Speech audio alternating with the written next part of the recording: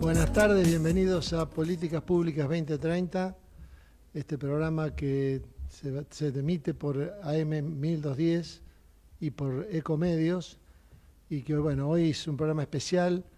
Ya los estoy viendo a los dos conductores naturales del programa, el doctor Miguel Ángel Secchi y el doctor Jorge Neira, y hoy está como invitado al programa, y bueno, parte del equipo también, el doctor Jorge Enríquez, ex diputado nacional. Así que buenas tardes, Miguel, buenas tardes, Jorge. A todos, a Jorge, a Miguel y por supuesto a vos, Horacio. Hola Jorge, ¿cómo estás? Bien, muy Bueno, bien, gracias a Dios. buenas tardes a todos, a los Jorges, y siempre en 2 segundos resaltando la tarea muy positiva de producción y especialmente en este programa, porque tenerlo a Jorge Enríquez y probablemente a otros invitados, hubo que congeniar agendas en forma muy eficaz.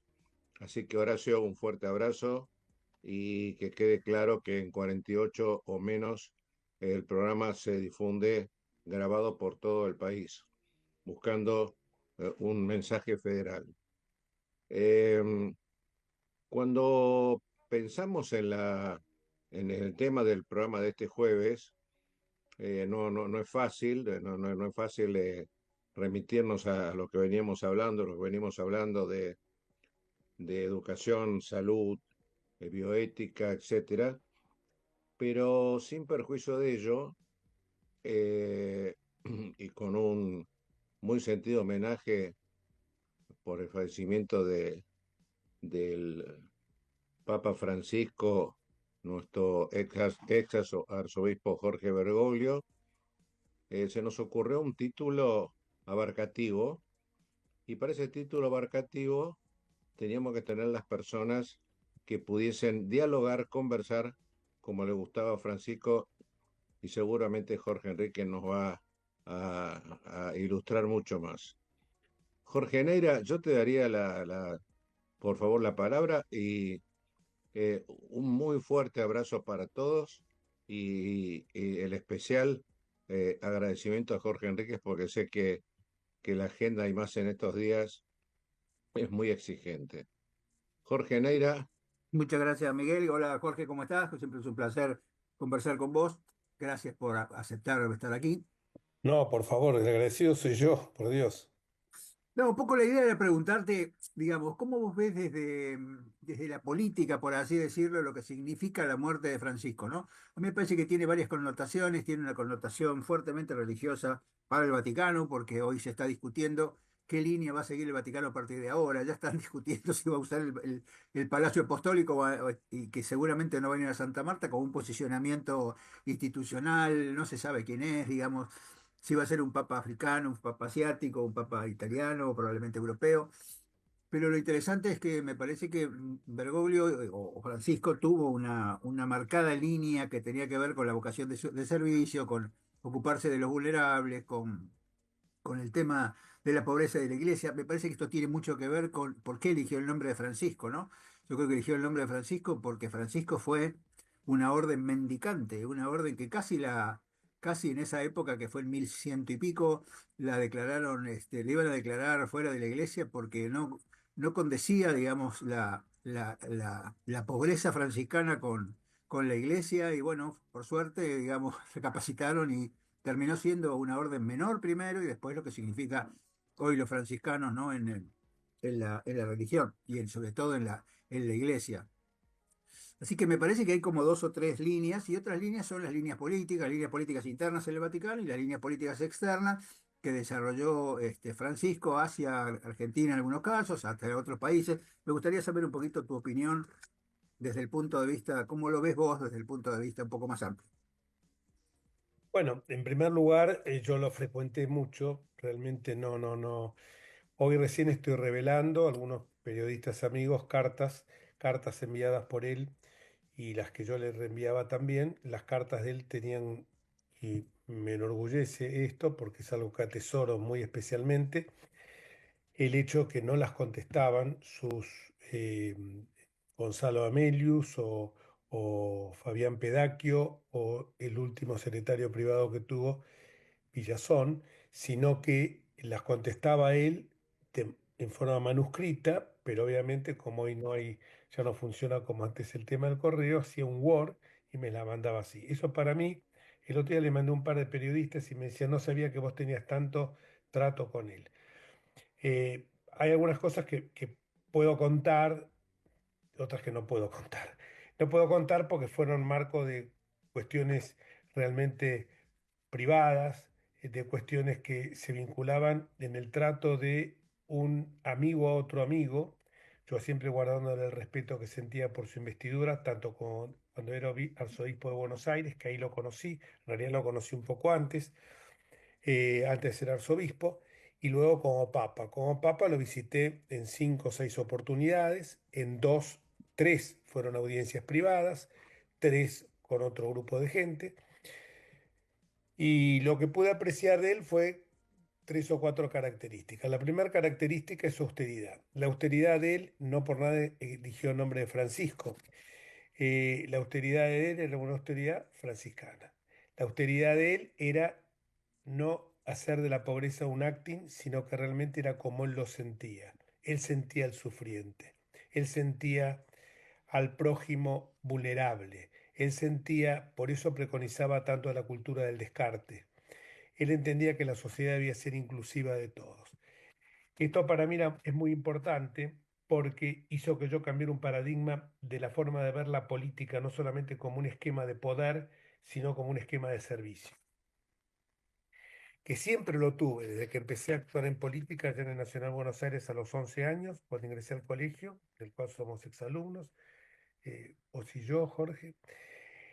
Pero con el tiempo uno empieza a ver algunas cosas en política que no son muy claras y entonces empieza a desviar no al servicio, sino a el poder y empieza ahí a imperar en el ánimo de cada uno la competitividad, el ego, el tratar de sobresalir sobre el resto. Esta austeridad, que es el primer dato que yo marco, se vio reflejada en su pobreza, en el hecho que no quiso cuando asumió al poco tiempo de haber sido electo sumo pontífice en Roma, que no quiso que fuéramos a Roma y que esa plata que íbamos a gastar en un pasaje, en muchos casos a lo mejor, en el mío yo lo sentía, en muchos casos hubo, no soy quien para juzgar, pero barruntaba que era para caretaje, para salir en la foto con él. Hago un paréntesis, las únicas fotos que tengo con Bergoglio, hasta el día que se murió, con el padre Jorge o Monseñor Bergoglio, como yo le decía, aún siendo su santidad, están en el living de mi casa. Nunca las publiqué. Hoy sí las publico porque entiendo que ya no puedo con eso obtener un beneficio en un rédito político alguno, porque está muerto. O sea, ya no es para que yo vaya a hacer una ficha en una campaña electoral. Y además por que él lo hubiera sentido muy, muy... Cuando yo iba a viajar, justo me rompo la rodilla. Pero previamente a eso, yo ya estaba para comprar el pasaje, escucho que él dice, esa plata destínenlas para los pobres. Le llevé a Monseñor Sucunza, que era quien estaba un poco a cargo de todo el manejo administrativo del arzobispado de acá de Buenos Aires, el importe en un cheque, la orden del arzobispado, para que ese importe del viaje que yo iba a gastar fuera destinado a los pobres. Y me sentí muy gratificado porque, pese a verlo por la televisión, su asunción como papa, pero me sentí muy gratificado porque dije, hago lo que él realmente pidió y no estoy viendo el tema desde el punto de vista de mi satisfacción personal. El segundo dato que destaco es la vocación de servicio hacia el prójimo, que no era simplemente un acting, el estar siempre permanentemente en contacto con la gente. Él decía que la única, por eso acuñó el neologismo de proximidad, porque él decía que la solidaridad era algo muy, muy liviano, hasta que se podía creer que era algo un poco, como podríamos decir, de ayudar a alguien, pero ayudar a alguien con un interés de pronto personal. O sea, lo ayudo para lavar mi conciencia, lo ayudo porque evidentemente, o por otras razones que pueden ser también, Como la limosna, Jorge. como la limón, exactamente. Lo ayudo porque él habló siempre, acuñó el neologismo de proximidad, que era sentir al prójimo como uno mismo, amar al prójimo como uno mismo, que es el mandamiento, es uno de los 10 mandamientos.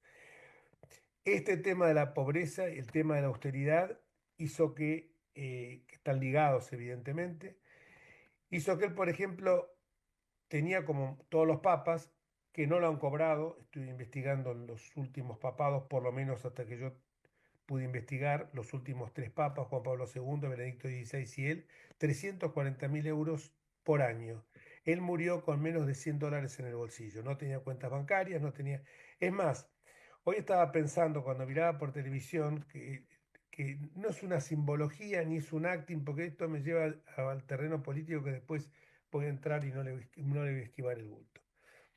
Eh, pero me lleva a pensar que, mirá, esto lo está haciendo, ya está muerto, chacho, ya está muerto. Esto de los 3 cajones, en lugar de 3 cajones, un cajón y humilde, ya está muerto. Estoy seguro que él hubiera preferido una ceremonia sencilla y no todo este boato de celebridades, príncipes, reyes, primero Pero de hecho mandamiento usó sus mismos zapatitos negros de siempre, ¿no? de siempre. No decía, es más, estas cosas a lo mejor las puedo contar. No, no sé si debería, pero él me dice, yo no me voy a poner los zapatitos rojos. Imagínense si voy por Flores con zapatitos rojos. Porque no me van a decir. Esta es una de las cosas, de las tantas miles de anécdotas que tengo para contar de él. Eh, eh, yo lo visitaba siempre los viernes. En realidad lo visitaba porque él me imponía ese día, los viernes a las 6 de la tarde. Recibía a otro amigo nuestro en una hora más temprana, en un lugar absolutamente monacal, como era el arzobispado, en un escritorio chiquito. Me viene a la memoria de un periodista que le quiso hacer una nota rampeándolo con una cámara filmadora. Periodista lo voy a nombrar porque lo contó Horacio Berbisky. Le quiso hacer una trampa, y como que quería que la conversación fuera tete a tete, y él descubrió que una camarita que tenía en un portafolio lo estaba enfocando. Entonces le dijo, uy, me permite, señor Orbigi. Sí, cómo no, vamos a poner este portafolio en otro lado. ¿Sabe por qué? Porque hay mucha gente que se lo olvida. Entonces lo ponemos en la sala de al lado, que es donde dejó sobre todo su abrigo, y va a estar mucho mejor. Para no decirle que lo estaba filmando. O sea, esto Claro. revela que era un tipo de calle. Este testimonio que estoy diciendo yo del tema que estábamos hablando de la pobreza y de la austeridad fueron los que marcaron su papado. Pero no me quedo ahí solo, esas 2 notas, porque creo que la trascendencia de él al plano internacional es muy importante, sobre todo en el tablero de la, por supuesto, compleja política contemporánea. Eh, Él puso la sede de la diplomacia, la Santa Sede, al servicio de la humanidad. Por eso aquella famosa carta, una carta que fue una encíclica, la denominada Carta de la Humanidad, fue en la que hablaba de la humanidad sufriente.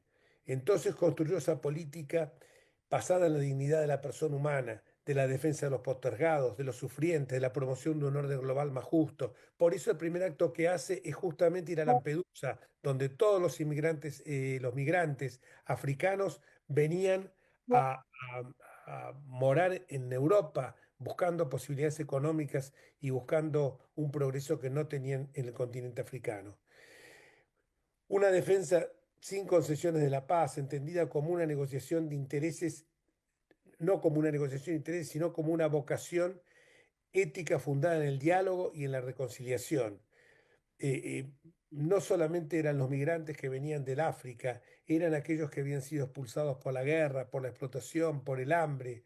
Ubicarlo en el centro de la conciencia global. Entonces, él no limitó su ministerio solamente a denunciar, fue mucho más allá de la mera denuncia, fue buscando cómo se podían señalar soluciones,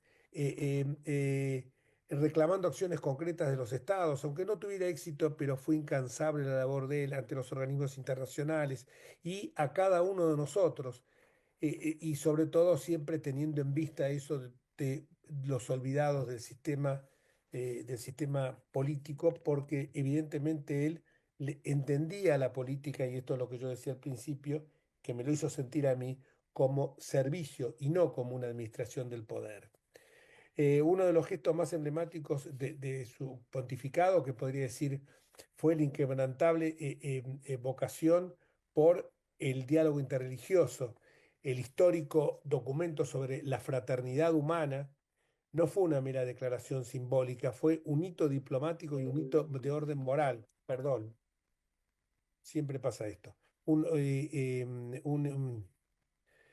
Un hito diplomático y moral, digo bien. Fue realmente una hoja de ruta para terminar con los sectarismos, con ese odio y construir un entendimiento duradero entre los credos. Yo participo del Instituto del Diálogo Interreligioso que fundamos hace ya más de 20 años, católicos, musulmanes, católicos o cristianos. Hoy lo llamamos de una manera mucho más amplia, no solamente abarcando la religión católica, apostólica y romana, sino también el cristianismo en general. Las tres empezamos trabajando y estamos trabajando, Las tres eh, religiones del libro, las dos religiones del libro más los musulmanes. claro, más los musulmanes y los judíos. O Claro. sea, hablamos de las tres religiones monoteístas que tuvieron su origen en Jerusalén: catolicismo, cristianismo, judaísmo y la religión musulmana. Y entonces empezamos a transitar ese camino, que para mí fue una revelación, como la primera vez que fui a Roma, que fui como integrante del diálogo interreligioso y estuvimos en Jordania, en Amán, en la Franja de Gaza, en Palestina, en los territorios ocupados, y terminamos finalmente, por supuesto, en Jerusalén, en Tierra Santa, y por supuesto terminamos tú en Belén, en el Monte Nebo, etcétera, y por supuesto terminamos en la Santa Sede.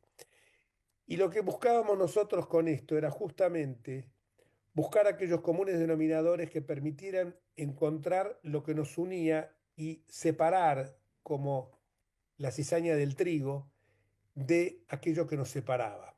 Y voy a contar una anécdota porque me impactó muchísimo. Estábamos en el Monte de los Olivos contemplando la ciudad de Jerusalén y en ese momento un amigo nuestro, uno de los líderes musulmanes, recordó un pasaje del Islam y lo mencionó en voz alta. Éramos 45, de 15 católicos, 15 judíos y 15 musulmanes. Eh, por los musulmanes estaba, por ejemplo, una de las pocas de las dos mujeres que estuvo, Pomi Aguada, la suegra de Mauricio Macri. Estaba después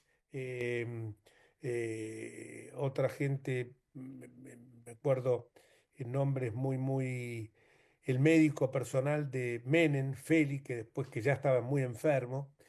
Estaba, bueno, por el catolicismo estaba Rodríguez Llavarini, estaba yo, estaba Ricardo Fernández Núñez.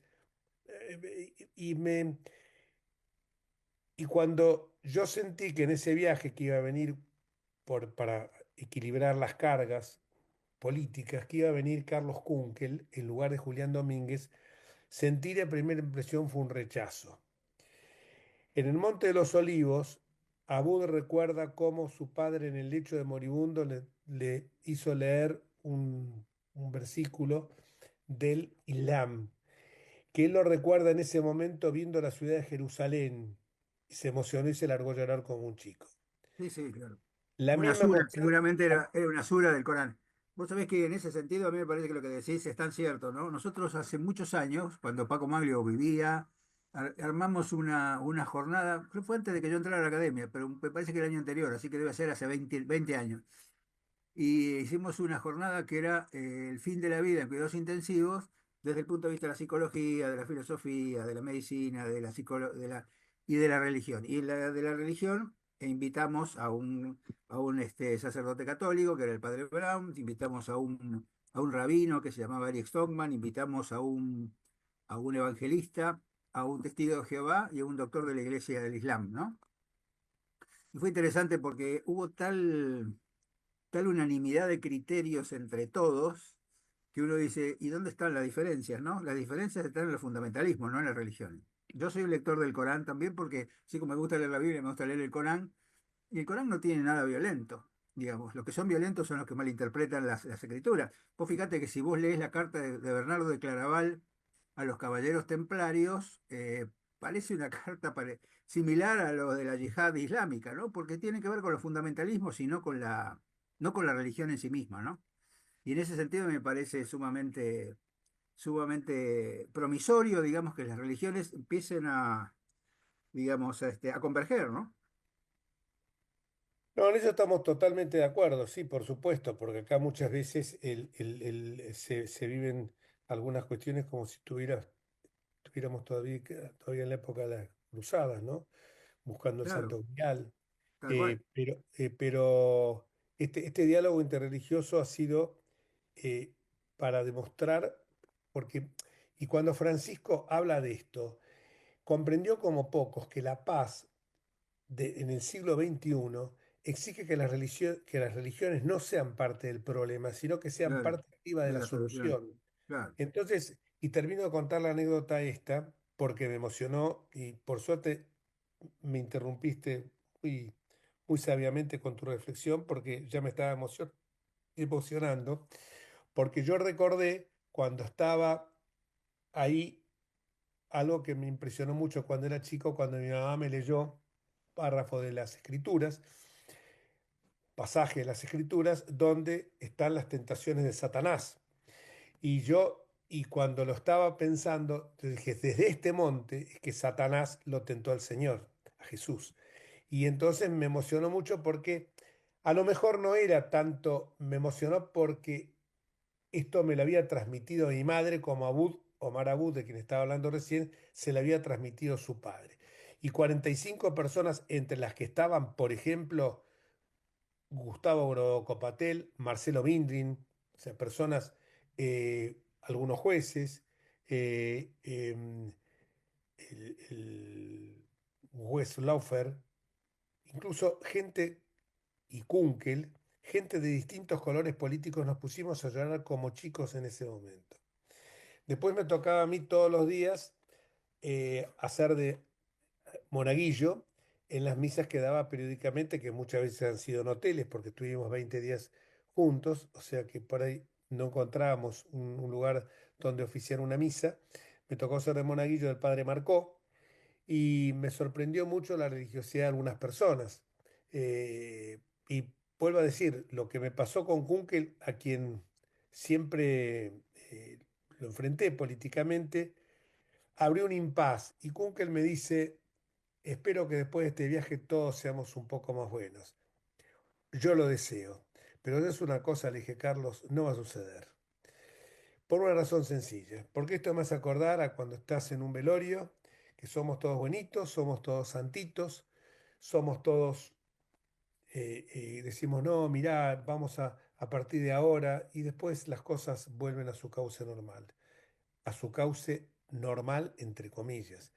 Y esto me lleva a reflexionar que el otro día, antes de entrar en la última parte, por decirlo así, política, bueno, ya estamos en la parte política, pero en la parte internacional de Francisco, que se vincula con la visión aparte que tenía del rol del Estado, del liberalismo, que no era la perversidad que andan diciendo por ahí em, los libertarios, me lleva a que estaba el otro día en la misa, una de San José de Flores, que presidía García Cuerva, Jorge Ignacio García Cuerva, y hablaba se emocionó, se quebró en algunos pasajes.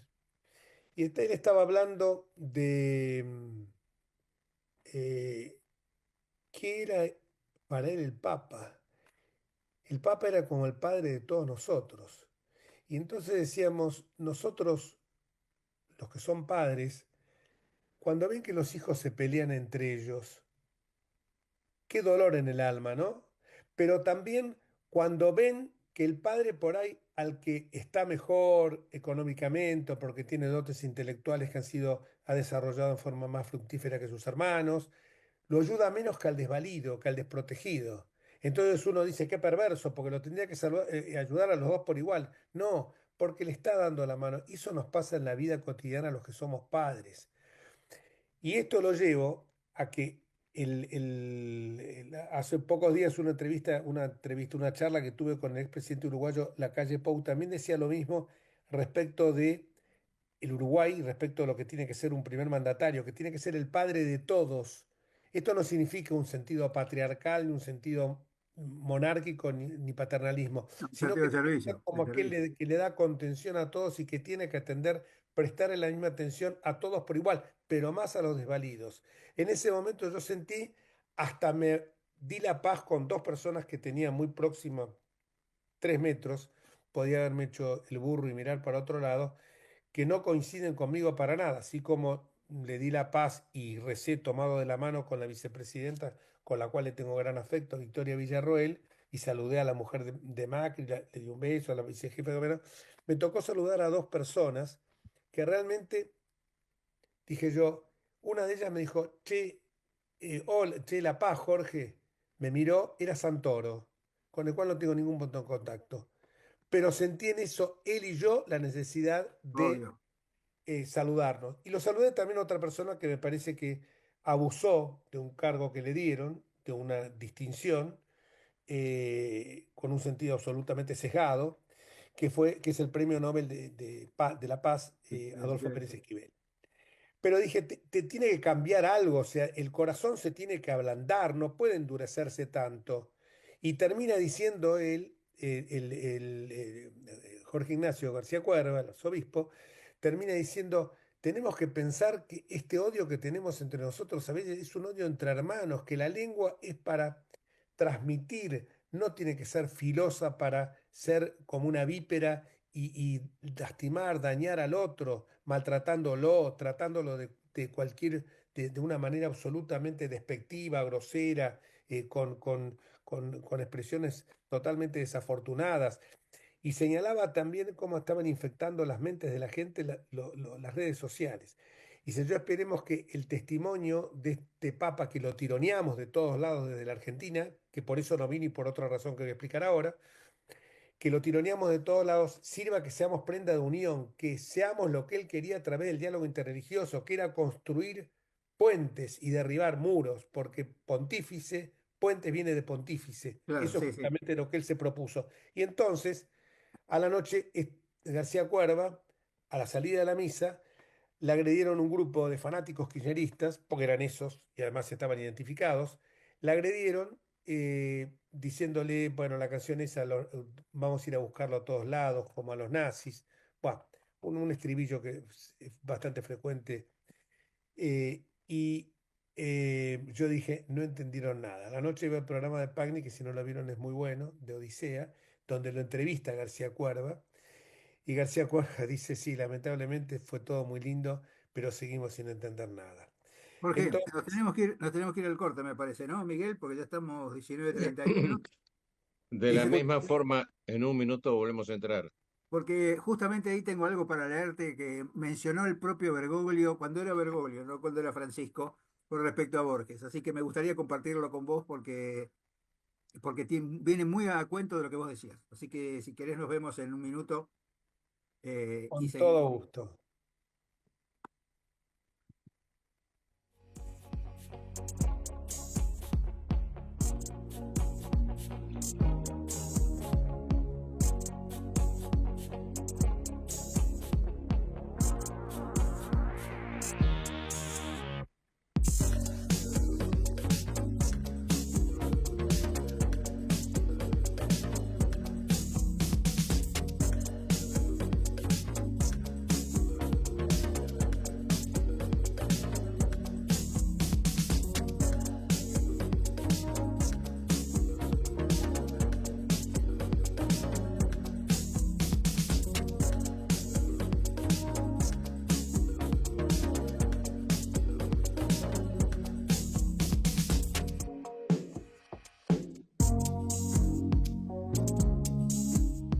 Ecomedios.com AM1220. Estamos con vos. Estamos en vos. Informate en ecomedios.com. Seguinos en TikTok, @ecomedios1220.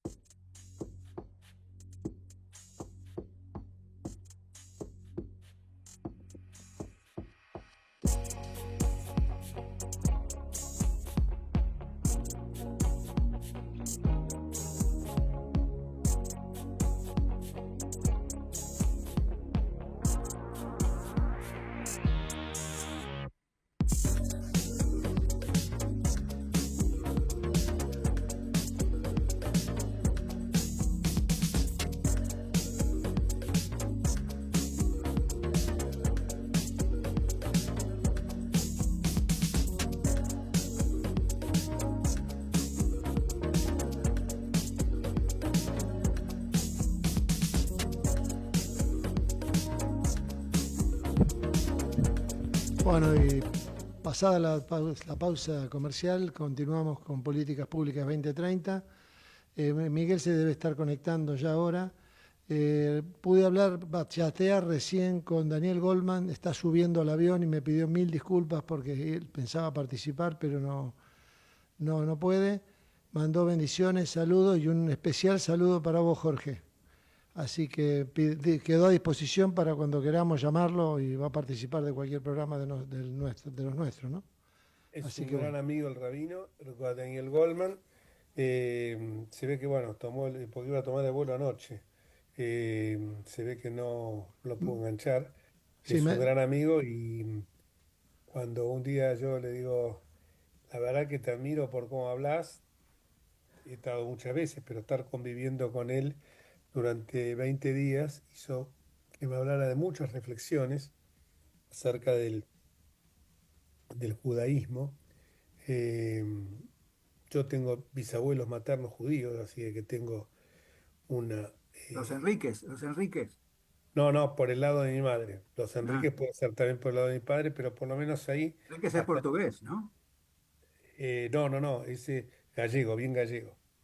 Portugués es con S, con Z es gallego, pero puede ser también que haya sido, como decían los ingleses, ¿no? Los ingleses decían, vos sacudís el árbol genealógico y seguro que te va a quedar un par de judíos. Claro, claro, Así sí, sí, que, obvio. Y vos pensás obviamente, que la península ibérica es un lugar de migración, ¿no? claro, Todos los que descendemos de españoles alguna vez, yo soy español no solamente gallego, sino del sur de España, de Granada, y si vos ves los apellidos y bueno, uno tiene una mezcla que va más allá, digamos, de la religión que profesa. Yo lo que te quería contar, y quería compartir con vos, es que en los años 60 más o menos, eh, Bergoglio hacía un curso, invitó a Borges en la ciudad de Santa Fe, que fue a la ciudad de Santa Fe a dar un curso sobre el Martín Fierro, ¿no? Y siempre lo cantaba Borges porque decía que tuvo que viajar 8 horas en auto para llegar a la ciudad de Santa Fe. Y lo que recuerda Bergoglio de esas reuniones, que fueron muy buenas porque eran con jóvenes, y Borges si algo tenía era un gran conversador, ¿no? Yo les recomiendo los diálogos con Osvaldo Ferrari, que se acaban de publicar hace poco, que son una belleza de todo punto de vista, porque es un tipo que está abierto, digamos, al diálogo y a la comunicación. Y entonces comentaba a Bergoglio que algo que le impactó y que tiene que ver con lo que vos decías antes, del tema de los hermanos, ¿no? Borges tiene un mini cuento que tiene unas 20 líneas, quizás menos, que se llama Abel y Caín, ¿no? Y dice, Abel y Caín se encontraron después de la muerte de Abel. Caminaban por el desierto y se reconocieron desde lejos porque los dos eran muy altos. Los hermanos se sentaron en la tierra, hicieron un fuego y comieron. Guardaban silencio a la manera de la gente cansada cuando declina el día. En el cielo asomaba alguna estrella que uno había recibido su nombre. A la luz de las llamas, Caín advirtió en la frente de Abel la marca de la piedra y dejó caer el pan que estaba por llevarse a la boca y pidió que le fuera perdonado su crimen. Abel le contestó, ¿tú me has matado o yo te he matado? Ya no recuerdo, aquí estamos juntos como antes.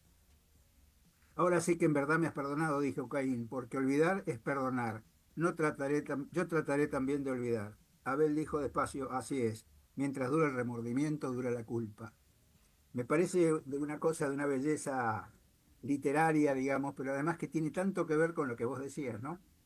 Que es encontrarte con el hermano con el cual tuviste diferencia o tenés diferencia y de pronto algo pasa que todo vuelve a ser como antes, ¿no? Pero para eso, digamos, es el ser humano el que tiene que cambiar, ¿no, Jorge? sí, totalmente de acuerdo. Cuesta, no sabes, bueno, te pasará a vos, le pasará a Miguel, nos pasa a todos, cuesta un trabajo espiritual, un trabajo psicológico tremendo esto superarlo.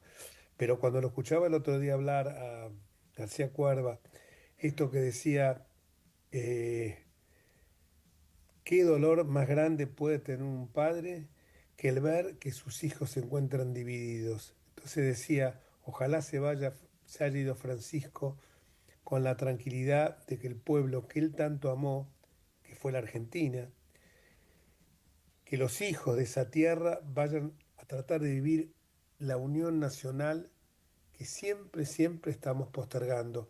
Y esto lo digo porque él realmente tan era el sentimiento que tenía por la Argentina, que nunca tuvo el pasaporte, además del pasaporte del Vaticano, nunca renegó de tener el pasaporte argentino. Y en más de una oportunidad, en algunos aeropuertos del mundo, pasaba, más allá que no se le iban a pedir, ¿no? Pero siendo papa, pasaba y mostraba con orgullo su pasaporte argentino. Y esto tiene que ver con algo que el otro día dijo también, eh, el tema de otro cura, el padre Martín Braz, que dijo esto que nosotros nos peleamos tanto, que si venía, que si no venía a la Argentina, que si venía y le miraba con mala cara a uno o con buena cara al otro, y estábamos pendientes de todo eso. Y yo le voy a decir una cosa, que lo repitió el otro día en la homilía del lunes, y que a mí me lo dijo de entrada y no lo podía creer. El tiempo le dio la razón. Dijo, ¿sabes por qué no va a venir el Papa nunca a la Argentina? Porque uno de los, más allá del voto de pobreza, castidad, que tienen y obediencia que tienen los jesuitas, hay otro más que se vincula con todo eso, que es nunca hagas lo que más deseas. Y él quería volver a su Argentina, en algún momento. Es más, en algún momento hasta hablando con él en una charla, me dijo, y yo le he pensado, perdón, antes de ser papa, le digo, porque ya estaba frisando los 75 años. Le digo, ¿qué pasa si no? No, porque papa no voy a ser, no me interesa. Está bien, eso me lo podía decir a mí, pero uno en el fondo sabía que él quería transformar la iglesia, o por lo menos contribuir con un granito de arena. Entonces me dijo, no, porque yo, si fuera papa, me gustaría que me enterraran en la Basílica de San José de Flores, porque Flores para mí es todo. Flores, en esa iglesia aprendí a ser monaguillo, bueno, pateé la pelota por primera vez, que todavía muchos dicen que jugaba porque llevaba la pelota, porque no era muy bueno futbolísticamente para jugar al fútbol. eh, y su simpatía por San Lorenzo de Almagro. Y una cosa que también me impactó, que siempre, su admiración por Borges. La primera vez que hablé con él eh, del tema político, él me empezó a hablar de Borges. Y yo le digo, pero ¿cómo? Qué raro, un peronista, porque nunca me lo ocultó eso él a mí, un peronista que hable de Borges, que Borges era sumamente contestatario de todo el régimen de Juan Domingo Perón. Eh, y entonces él me señalaba que no tenía nada que ver una cosa con la otra porque Perón, por el tema de Perón, de famoso el tema de Perón, que adhirió fervientemente a la doctrina universal de la Iglesia, pero, pero veía la potencia intelectual, la potencia literaria que tenía Borges.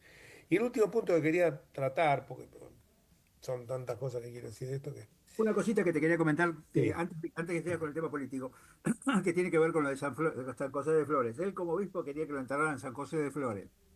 Como papa pidió que lo enterraran en Santa María Mayore, ¿no? Exactamente. Y no, porque, no por una cosa, por casualidad, está a unos metros de la Embajada Argentina.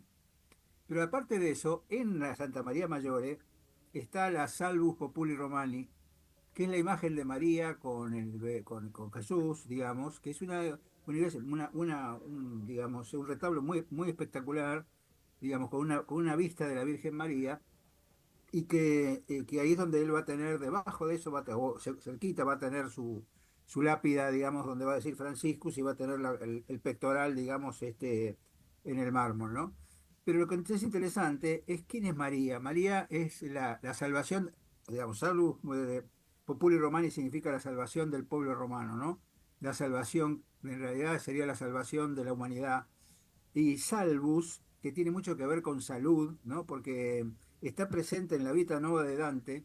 Cuando Dante se encuentra con Beatriz, cuando tenía 9 años, en la Vita Nuova, él desarrolla toda una línea, él se enamora de Beatriz, bueno, después pasan los años, Beatriz se casa con otro, Beatriz se termina muriendo, y ahí es donde él tiene un cambio, por eso se llama Vita Nuova, porque él cambia su vida al darse cuenta de la beatitud de Beatriz. Y la beatitud de Beatriz lo hace a través de los salvus, del salvus de María, digamos, que es una intermediaria con la gracia divina, ¿no? Y es muy interesante porque esto también tiene que ver con su posicionamiento. Fíjate que él quería estar en la Basílica de Flores o en Santa María Mayor, ¿no? Es una cosa, digamos, no es que lo eligió porque se le dio la gana, lo eligió porque tenía un sentido espiritual particular. No por ser halagadora hacia tus oídos, pero realmente me estoy quedando, te conozco hace bastante tiempo, sé de tus calidades como médico en un lugar donde el dolor, sobre todo que trabajaste en un lugar donde el dolor está permanente, ¿no? La terapia intensiva. Pero hoy me estoy quedando deslumbrado con el conocimiento religioso que tenés. Cosas que te digo, como diría Borges justamente, te contestaría yo, doctor Neira, disculpe mi ignorancia. Pero es así. Te quiero decir el tema que no quería olvidarme, que es el tema de Laudato Si. Yo Sí. escribí sobre eso bastante y hoy que está tan negado como está negado el tema de las vacunas, acá tenemos a un, vos no solo, Miguel es un muy buen abogado, pero aparte de ser muy buen abogado, está muy metido con todo el ámbito de salud y su mujer justamente siempre aconseja, como todo buen médico, que la gente se vacune. Hoy está en boga descreer de la vacuna, hoy está en boga descreer del cambio climático. Se dice que esto va a pasar como pasó hace 2000 y pico, más de 2 millones de años, que va a haber que esto es una consecuencia de los cambios que produce la estructura geológica de la Tierra. Y el Laudato Si, justamente, que es para mí la encíclica más profética, aborda la cuestión ambiental, pero lo hace con claridad y una valentía que son realmente inusuales, porque habla en un sentido de la explotación ilimitada del planeta, de no cuidar la casa de todos, de no cuidar a la madre tierra, y articula, a mi juicio, con una precisión muy interesante, una ética de la ecología integral. ¿Qué es la ética de la ecología integral? Vincular lo ambiental con lo económico y lo social, que no se pueden escindir. Entonces ahí ya no está en el terreno espiritual, sino que está llamando más que nada con una voz civilizatoria. Creo que esto es importante y no quiero dejar pasar por alto porque no me lo preguntaste, pero porque muchos a veces me preguntan, he tenido un intercambio muy fuerte con algunos personajes fanáticos. Los fanáticos, como dijiste vos, están en todos lados, aún en la religión católica.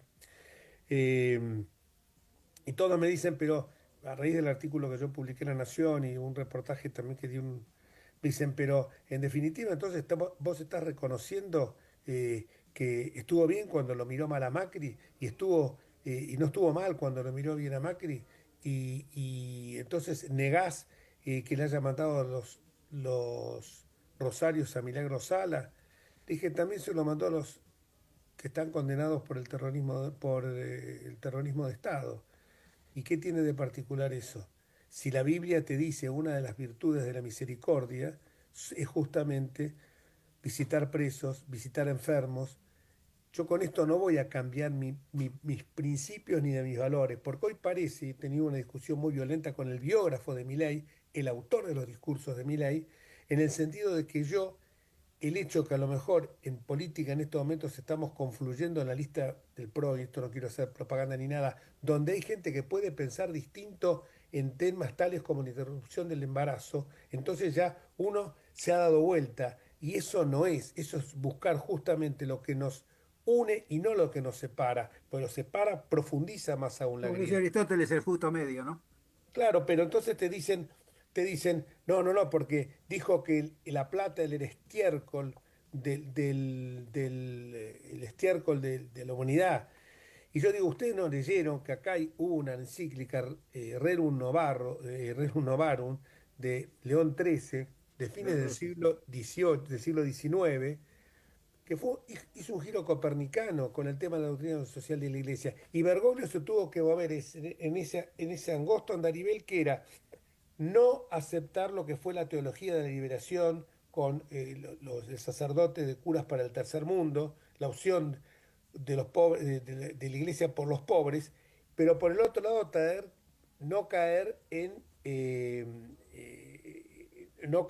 tampoco en el capitalismo salvaje. Y esto me lleva a la encíclica Centesimus Annus de Juan Pablo II, que decía claramente que desterrado, más o menos la voy a tratar de repetir, descartados el capitalismo crudo, por un lado, y despiadado, y el socialismo anulante por el otro, lo que queda como la doctrina social de la Iglesia se sustenta en un capitalismo de Estado,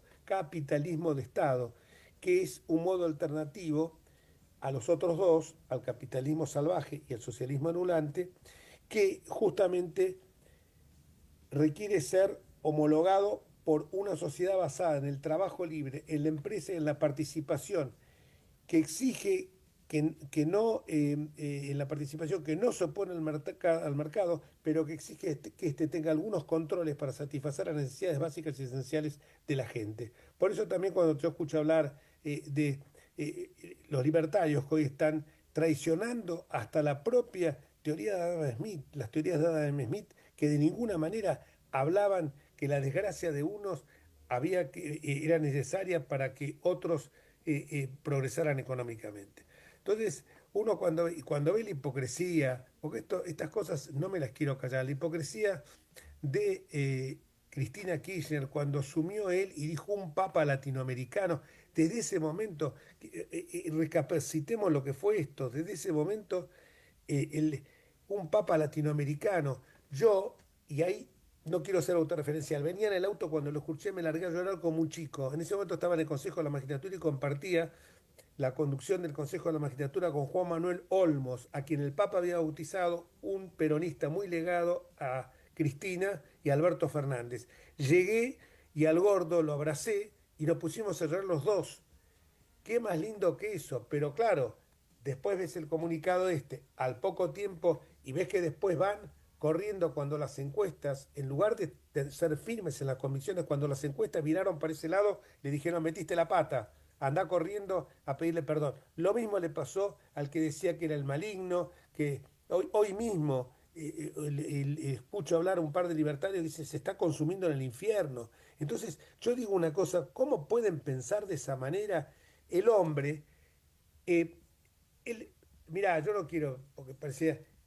una vez le pregunté yo el tema de la famosa foto con Macri, y hace pocas horas Macri sacó un tuit donde está él con su mujer y sus tres hijas y el Papa feliz y radiante. Como me dijo él, a lo mejor en ese momento, pero no interpreten mal, a lo mejor en ese momento le sacan tantas fotos y acá lo vimos todo con esa mentalidad provinciana, mirándonos el ombligo permanentemente, lo vimos todo en clave de Argentina. Y él era el líder planetario de una religión que tiene más de 1.800 seguidores en todo el mundo. Pero además de eso, el jefe de un Estado. Los estados son 267, 68. Es más, él cuando la primera vez que lo visité me dijo, ¿sabe una cosa? Estoy asombrado, porque no pensé que había tantos estados. Usted sabe que hay un estado que se llama, siempre fue de usted el trato, ¿no?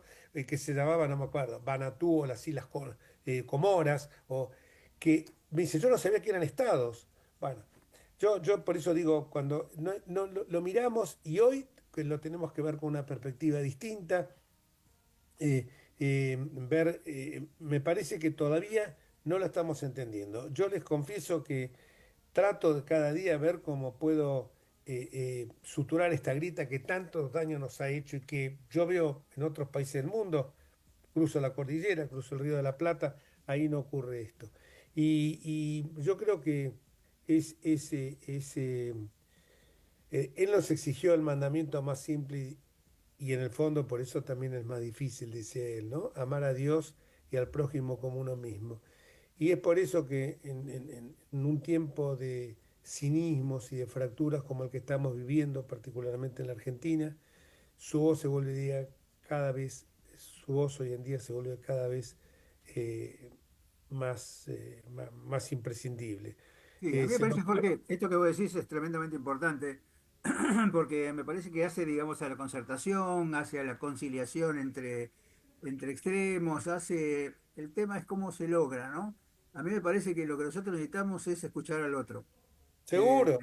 y me parece que en la medida en que uno, y además hay una cosa que siempre se dice, quizás lo más importante que dijo Sócrates es de conocerse a uno mismo y saber que uno es el responsable de lo que hace y no echarle la culpa a los demás. Y a mí me parece que esas cosas son lo que fomenta el crecimiento de la sociedad, ¿no? Y por algún motivo a nuestra sociedad le cuesta mucho aceptar esta situación de escucha, ¿no? Esta situación de respetar al otro. Viste que muchas veces nosotros hablamos de tolerancia. Cuando uno tolera, tolera al inferior. Con el otro uno no tiene que ser tolerante, tiene que ser respetuoso. Respetuoso significa que está a la misma altura que uno, ¿no? Y a mí me parece que esto es lo que nosotros de alguna manera deberíamos sumar entre todos y avanzar, digamos, en una oleada, digamos, de respeto institucional, de respeto personal, de aceptar al otro con sus diferencias. Mirá, esto que dijiste vos, que yo hice con el pulgar para arriba, del respeto y la tolerancia, esto justamente lo hablaba con el que iba a ser nuestro invitado hoy, Daniel Goldman. Y exactamente en los mismos términos que vos lo estás planteando, y no lo habíamos hablado nunca, o sea que esto es, es algo que nació de vos o es un pensamiento tuyo, como es un pensamiento de Goldman. O sea que estos son los puntos que tenemos que pensar, pero yo quiero decir simplemente que las únicas personas que mueren son las que olvidamos. Y Francisco para mí sigue vivo entre nosotros, se nos fue el padre, se nos fue como el protector, con el cual pude haber tenido diferencias, sí, lo digo y no me voy a arrepentir de que incluso porque lo hablé con él, lo hablé, si no lo hubiera hablado con él sería hipócrita, pero lo hablé con él. Incluso tuvimos diferencias en temas más profundos, pero no puedo olvidar que él siempre a mí me habló de caridad, no me hablaba a mí de caridad, sino que hablaba de justicia, que me decía que en la vida no hay que buscar el consuelo, sino que hay que buscar la transformación, eh, que uno tenía que adorar a un Dios que era de la misericordia, del perdón, del abrazo, y pero me cuesta, no sabes cómo, tendría que tener, no sé, millones de horas de terapia ¿Por para qué? superarlo. Ahí dijiste una cosa interesante, porque la Caritas, digamos, la Caritas agustiniana, por así decirlo, no tiene que ver con la caridad como nosotros la entendemos de darle el óvulo a alguien, ¿no? Sino que tiene que ver con la Caritas significa la superación espiritual, que es diferente, porque así como estaba Caritas y la Cupiditas que tenía que ver con la concupiscencia y la separación, digamos, entre lo que significa la caridad en el sentido de espiritualidad, ¿no? Me parece que esto es lo que se confunde a veces cuando uno dice caridad no es darle algo a alguien, sino ayudar a alguien, digamos, porque uno tiene una superación intelectual digamos, y personal, ¿no? Y a mí me parece que eso está bueno, porque, qué sé yo, no todo el mundo cree en Dios, ¿no? Suponete el ateo. Yo leí una vez un libro de un filósofo francés que me gusta mucho, que se llama Comte Sponville, que decía, la espiritualidad del ateo. ¿Qué ateo puede estar en contra de las enseñanzas de Jesús? Nadie, porque las enseñanzas de Jesús son claras para todos. Entonces, el hecho de que vos no creas en Dios, que podría ser una cosa de gran discusión, es muy interesante los posicionamientos de Borges con esto, pero lo interesante es que hay cosas que son comunes a todos. Por eso, digamos, el tema de la espiritualidad no tiene que ver solamente con la religión, sino que tiene que ver con las personas, ¿no? Y esto que vos decías me parece de la Caritas como cosa superadora, como cosa hacia la salvación, que es la salvación espiritual, ¿no? Jung decía que esto era cuando uno le encontraba el sentido a la vida, ¿no? La individuación, cuando uno pasaba de ser una persona a ser un individuo en el sentido de un individuo que es superado espiritualmente, ¿no? Bueno, en el terreno político es el numen de la democracia, no eliminar diferencias, sino armonizar contradicciones. Claro. Entonces, yo, por ejemplo, tengo un gran amigo que es un excelente abogado, jurista, profesor de Derecho Constitucional, Osvaldo Pérez San Martino, que hemos discutido, él es agnóstico, egresado también en la Ciudad de Buenos Aires, él es agnóstico, y me dice, pero ¿sabes qué ocurre? Yo no puedo dejar de coincidir plenamente con la enorme mayoría de los temas que vos abordás de la religión Claro. católica. Obviamente me dijo, yo creo, él por ejemplo, está de acuerdo con el aborto, y está de acuerdo con el derecho a la muerte, al suicidio asistido, pero me dice, pero en el resto de las otras cosas, porque yo creo que el hombre tiene que ser libre, pero para tomar decisiones sin ningún tipo de condicionamiento de una religión. Pero después siempre me dice lo que decía un personaje de los hermanos Karamazov: ¿y si Dios existe? Me decía él, ¿y si Dios existe? Mejor dicho, yo le decía y él me contestaba, ¿y si Dios existe? Con la misma pregunta que yo le hacía. Entonces esperaba mi respuesta y yo te decía, mirá, le digo, mirá, si Dios existe, seguramente a vos no te va a castigar, en el sentido que el castigo para mí no es, son las, como dicen algunos enfermos fanatizados, las llamas del infierno que te va a devorar. La llama del infierno es la privación de ver a Dios. Y entonces... La falta de esperanza. La falta de esperanza, claro.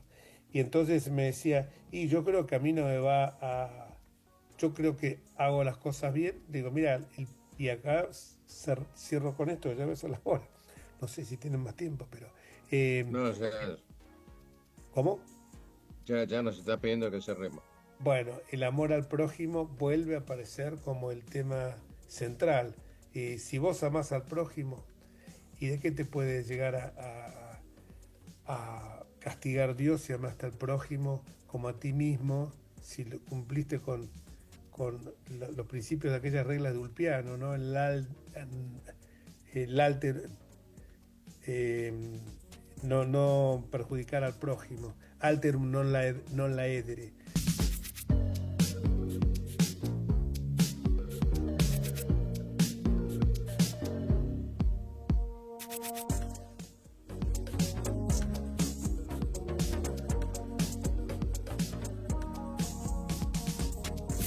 Desde Buenos Aires, transmite LRI 224, AM 1220, Ecomedios.